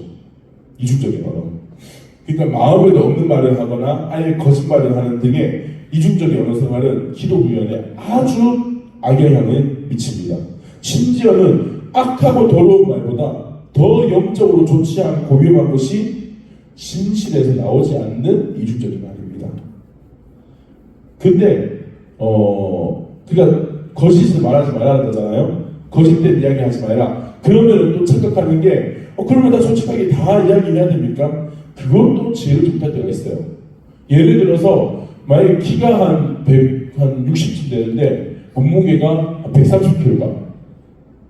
뚱뚱합니까? 뚱뚱합니까? 뚱뚱한 거죠. 뚱뚱한 거예요. 그죠? 키가 160인데 몸무게 130, 거의 가로 세로 정사각인가요? 그죠? 그러면은 뚱뚱한 거예요, 이거는. 근데 그런 뚱뚱한 거는 현실이잖아요. 근데 집사님 그 정도면 날씬한 거예요. 이거는 잘못된 거예요. 거짓말이잖아요. 그죠? 거짓말이에요. 어쩔 수 없어요. 이거는 진실은 아니에요. 거짓말. 암만 듣기 좋으라고 하는 말이지만은 이런 걸 조심해야 돼요. 우리가 교회 다니니까 사람들 착해가지고 자꾸만 남들이 집사님 머리 어때요? 하는데 머리 잘 됐네요. 하는 속으로는 머리가 여기 이상한데 할 수 있잖아. 그런데 그런 걸 조심하셔야 돼요. 이 되게 안 좋습니다. 영적으로. 기도는 말로 하는데 말이 이게 탁해져요. 그래서 그러면 이제 방금 말한 것처럼 그러면 목사님 솔직하게 다 말해야 됩니까? 집사님 너무 뚱뚱한데요. 아니 그게 그런 것도 지혜가 없는 거고 어떻게 되냐면은 하나님 앞에서 하나님의 눈을 달아보세요. 주님이 보시는 안목으로 보면요, 이 사람의 장점이 보입니다. 그걸 칭찬하면 되는 거예요. 아유, 집사님은 성김이 연상 하는 것 같다. 어떻게 맨날 이렇게 사람들보다 오르지 마서 이렇게 잘 섬기노. 너무 귀하잖아요. 칭찬의 거리가 있잖아요. 그런 칭찬을 해서 사람이 세워줘야 되지. 마음에도 없는데, 아유, 집사님 무슨 살이 빠졌나? 아이, 그런 말, 여러분 그런 말 하지 마십시오. 목사님들한테도 그런 말 하지 마십시오. 제가 꼭 하면 집사님들이 목사님 살 빠진 거 같다. 아닌데요, 집사님. 맨날 가는데, 예, 뭐 진짜로 그렇게 보셨으면 감사한데 아닌데 그러지 마세요. 예, 웃음이 나올 수밖에 없는 얘기지만은 진짜로 조심하셔야 돼요. 습관적으로 그게 또 나오거든요. 자꾸 그러면은 그런 마음에 없는 칭찬을 자꾸 하는 거 주의하시고요. 하나님의 눈으로 주님의 마음으로 이 사람의 장점을 보고 그것을 칭찬하시기 바랍니다. 그리고 언어로 부르시는 것과 소리로 부르시는 것이 있는데, 우리가 언어로서, 그러니까 이제 일반적인 말로 하나님 아버지 우리 도와주시옵고 우리의 가정 가운데 역사해 주셔서 우리 가정 날마다 하나님 경외를 가지게 해주시오, 말로도 할 수 있어요. 근데 그냥 대표적인 게 주여 하는 거 있잖아요. 그냥 주님만 부르는 거, 이것도 기도라는 겁니다. 소리 내는 겁니다. 우리 애가 킥보드 타다가 넘어졌는데 무릎이 탁 까진 거예요. 피가 철철 나요. 근데 애가 넘어져서 무릎 찢어지고 피가 나는데 뭐라고 말하겠습니까?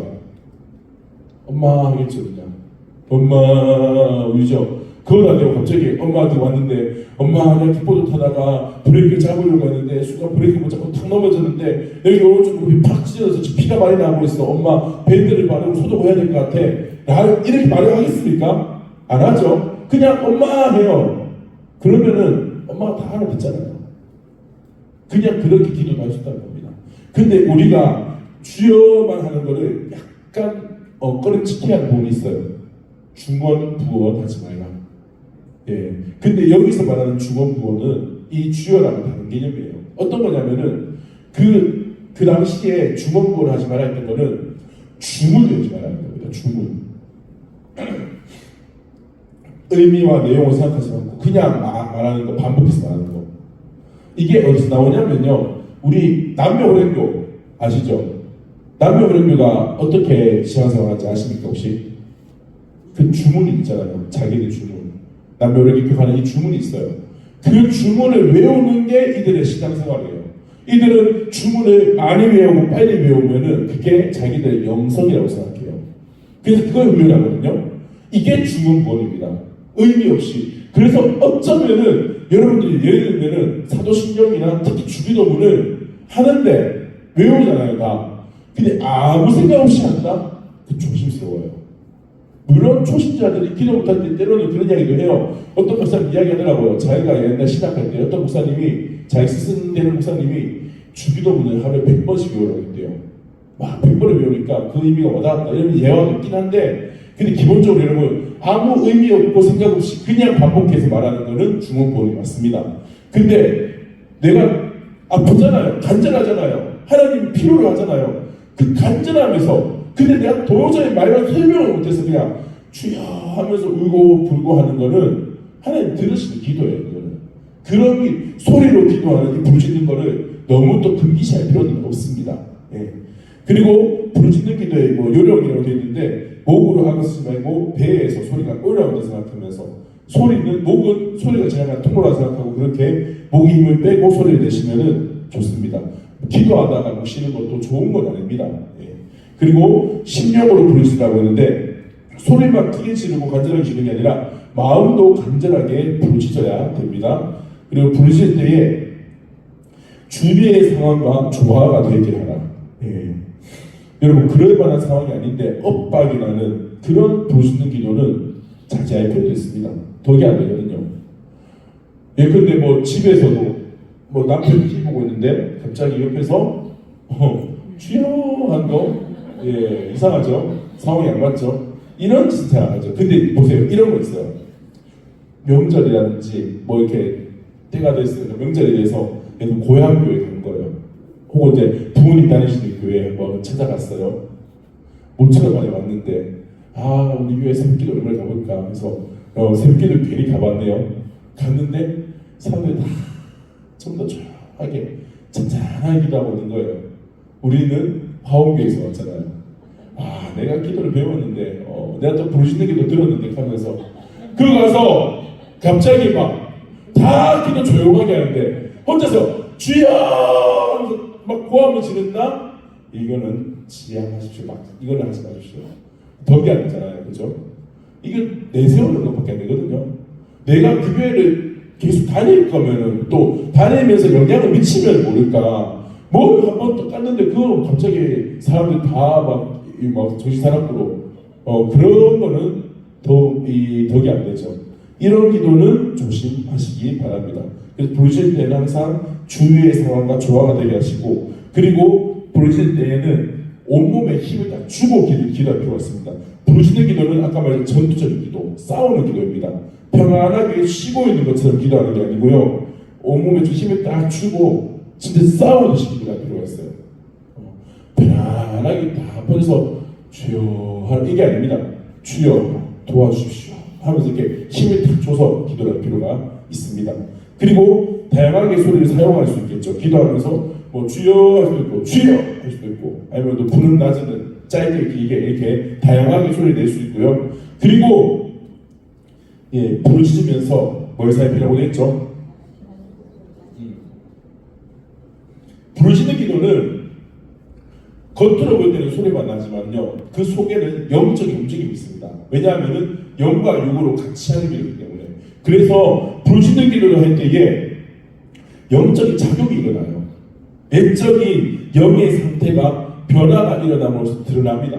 물이 잔잔할 때는 느낌이 움직임이 안 보이지만은 물결을 치다 보면은 물이 있는 게 보이잖아요. 또 그 속에 뭔가 흔들리는 것들이 보이잖아요. 그것처럼 이게 그냥 평상시에는 내 영적인 그런 움직임이나 흐름을 다 못 느끼던 것들을 이제 부르시던 기도할 때에 느낄 때가 있어요. 그래서 여러분들이 부르시던 기도하면서 겉으로는 소리 내서 주여 부르짖지만은 속은 조심스럽게 한번 내 안에 있는 영적인 움직임을 살펴보는 것도 좋습니다. 부르시던 기도할 때에 예컨대 속이 불안해지는지 편안한지 아니면 어떤 고통이 느껴지는지 또 시원한지 그 어떤 느낌이 있는지를 살펴보시고 또 느낌이 속에서 나오는지 밖에서 오는지도 관찰하실 필요가 있습니다. 처음에는 분별이 어려워요. 근데 겉으로는 강하게 부르시면서 속으로는 세심하게 부드럽게 살피고 관찰하면서 기도하면은 여러분 영적인 성장에 도움이 됩니다.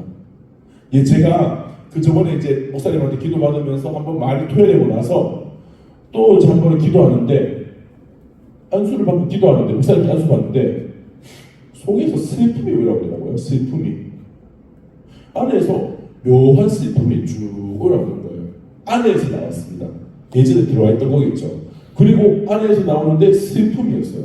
저는 기본적으로는 슬픔이랑 관계가 좀 먼 사람이라고 보는데 에너지가 텐션이 높잖아요. 근데 이게 어디서 나온 거지 했어요. 쭉 살펴봤는데 기도하는데 한 몇 주 그렇게 기도를 했습니다. 근데 지금 깨달아지더라고요. 이게 어디서 나온 거였냐면요. 어릴 때 제가 초등학교 2학년 때 할머니가 돌아가셨어요. 친할머니가. 근데 할머니가 저를 되게 이뻐하셨거든요. 그래서 제가 맨날 할머니 시골 가면 할머니한테서 맨날 그렇게 맛있는 거 얻어먹고 할머니가 잘 놀았는데 그런 할머니가 돌아가셨잖아요. 근데 여러분 같이 사는 분이 아닌 이상 조부모님 할머니 할아버지가 돌아가셨을 때 하늘이 무너지기 슬픈가요? 아니면 조금 얼떨떨한가요? 좀 얼떨떨하죠. 그냥 왜 할머니 할아버지 상에 가서 손주들이 막 대성통곡하고 이러진 않잖아요. 잘. 그냥 할머니 돌아가셨네 그런 정도잖아요. 저도 그러니까요 안 슬픈 거예요.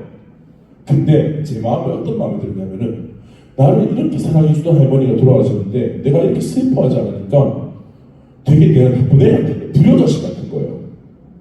그런 느낌이 들었어요. 이상하게. 그래서 제가 뭘 했냐면요 슬픔을 불렀습니다.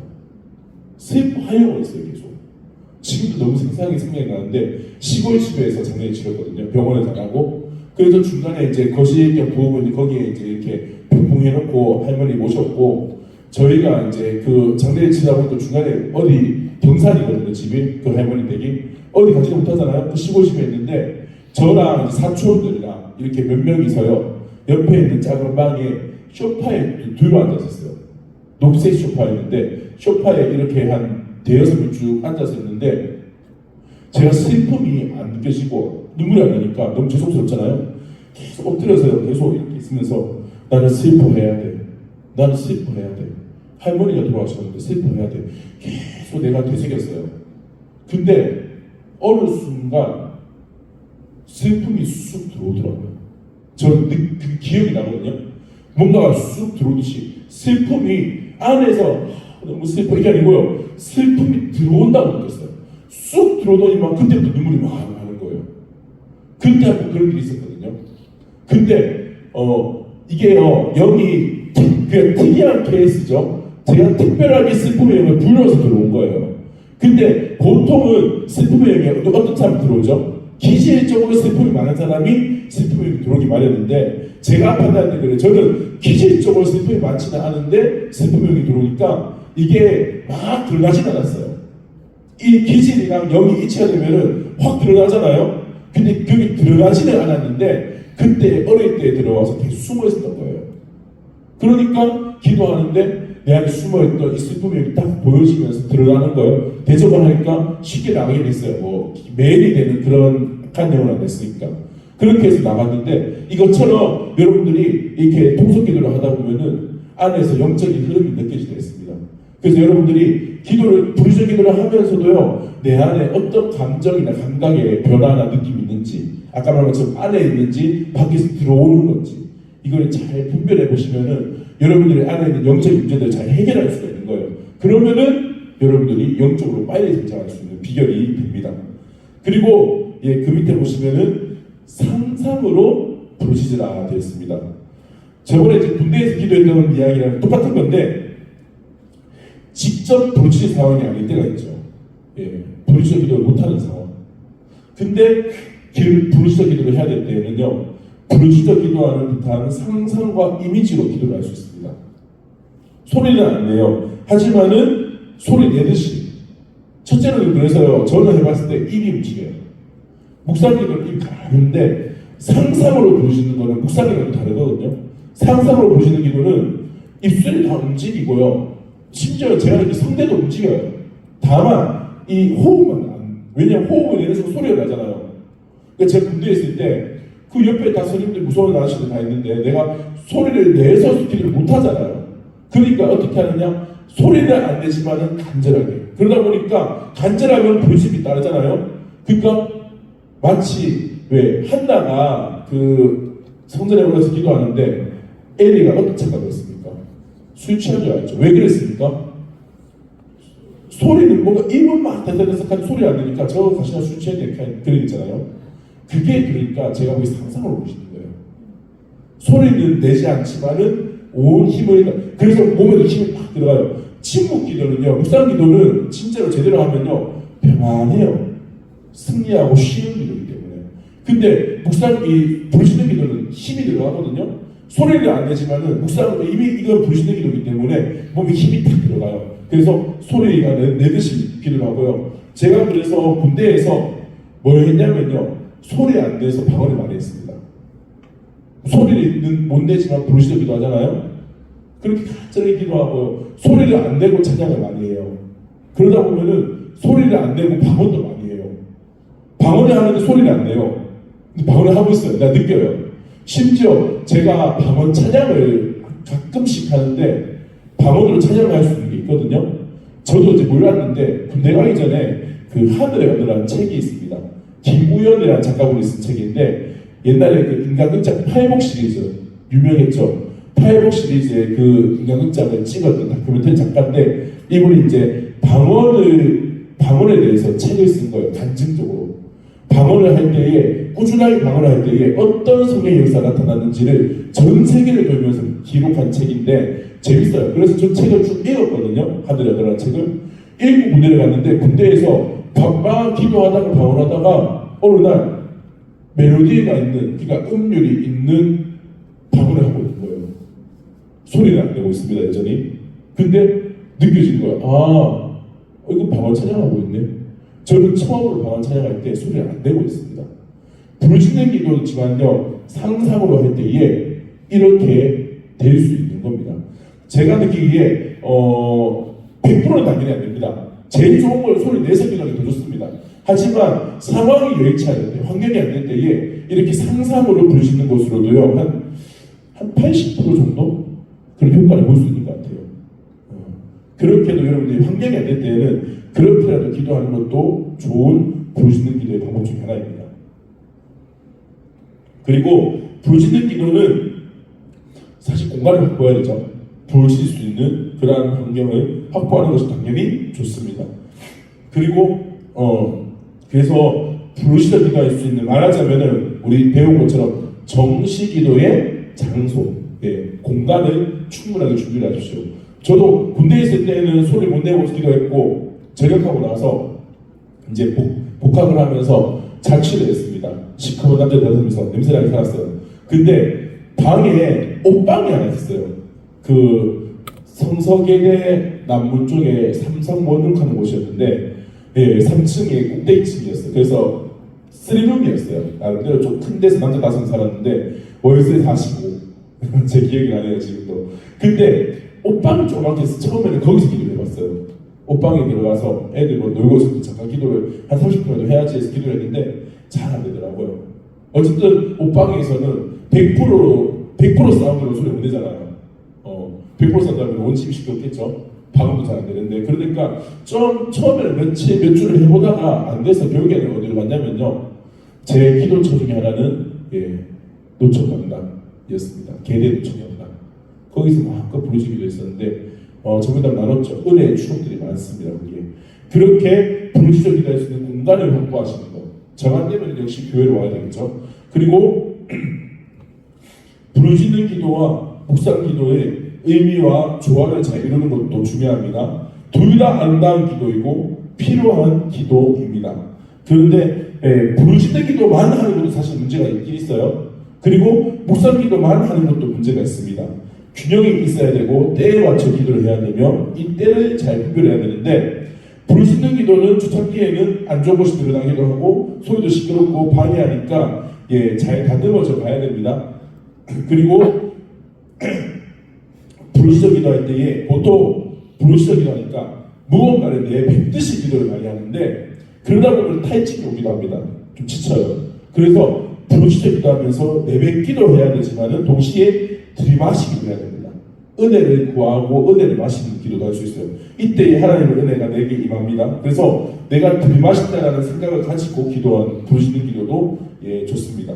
그리고 부르짖는 기도는 이제 다양한 상황에서 활용을 할 수 있는데, 상처를 받았을 때, 두려움이 들어왔을 때, 원치 않은 생각이나 충동이 일어날 때, 마음이 불안할 때, 정신이 멍하거나 혼미할 때, 미움이나 분노가 일어날 때, 실현을 당했을 때, 피곤할 때, 무거운 짐이 있거나 낙심될 때, 신체 부위에 구체적인 괴림이나 아픔이 있을 때, 담대함이 필요할 때, 간절한 소원이 있을 때 부르짖어 기도할 수 있습니다. 뭐가 다양하게 쓸 수 있다는 거예요. 그리고 배로 부르짖는 것과 심령으로 부르짖는 것에는 차이가 좀 있는데, 배에 힘을 딱 주고 부르짖는 것은 권능이 나타나고 육체적인 치유가 나타납니다. 근데 좀 기계적인 면이 있어요. 반면에 그 소리는 강하게 나지만은 마음이 움직이지 않습니다. 그리고 심령으로 부르짖는 것, 눈물을 부르짖는 그런 것들, 이런 기도는 이제 의식을 가슴에 두고 마음과 감정으로 쏟아낸다는 그런 기도를 하는데, 이는 심령의 정화가 나타나고 우리의 영혼이 조금씩 치유가 됩니다. 하지만 이 심령을 부르짖는 기도는요, 그래서 심령을 부르짖을 때에 심령의 변화가 나타나고 정화가 된다는 것은 뭐 짧게 되는 건 아니에요. 1년 만에 되고 이런 건 아니고요. 몇 년에 걸쳐서 서서히 변화가 나타납니다. 그래서 배로 부르짖는 것은 강해지지만 둔감해지고, 심령으로 부르짖으면 맑아지지만 약해질 수 있습니다. 그래서 우리는 이 둘을 반복하면서 균형 있게 성장을 할 필요가 있습니다. 다만 근데 100% 구분되지 않아요. 부르짖는 기도를 하는데 배로 부르짖는다고 해도 감정으로도 부를 수 있습니다. 감정으로 부르짖는다고 해도 배에도 힘을 주게 됩니다. 섞여요. 자연스럽게 어느 하나로 100% 되는 그런 기도는 없습니다. 다만 이거에 딱 짜는 필요도 없고요. 근데 균형 있게 하고자 의식할 필요가 있습니다. 이거를 모르고 있으면 나도 잘 모르는데 듣고 나면요, 기도하다 보면은 내가 주로 하는 기도 스타일이 어떤 스타일이라는 게 좀 느껴질 거예요. 그러면은 반대의 스타일도 신경을 쓰면 되는 거죠. 그렇게 해서 배로도 부르짖고 심령으로도 부르짖으면서 기도를 하시기를 바랍니다. 그리고 부르짖는 기도 예배들이 있는데 쭉 있죠. 같이 한번 쭉 천천히 하나 읽어볼까요? 시작. 영감이 예민해짐, 각종 은사가 나타나 영력이 강해짐, 교회의 활력이 넘치게 됨, 성품이 밝아짐,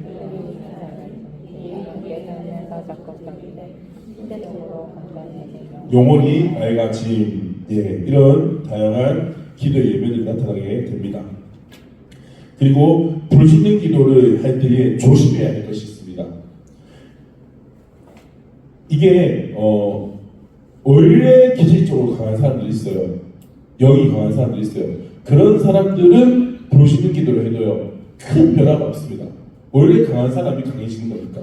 근데 문제가 뭐냐면요, 원래 기질적으로 되게 좀 약한 사람들 있죠. 기가 약한 사람들.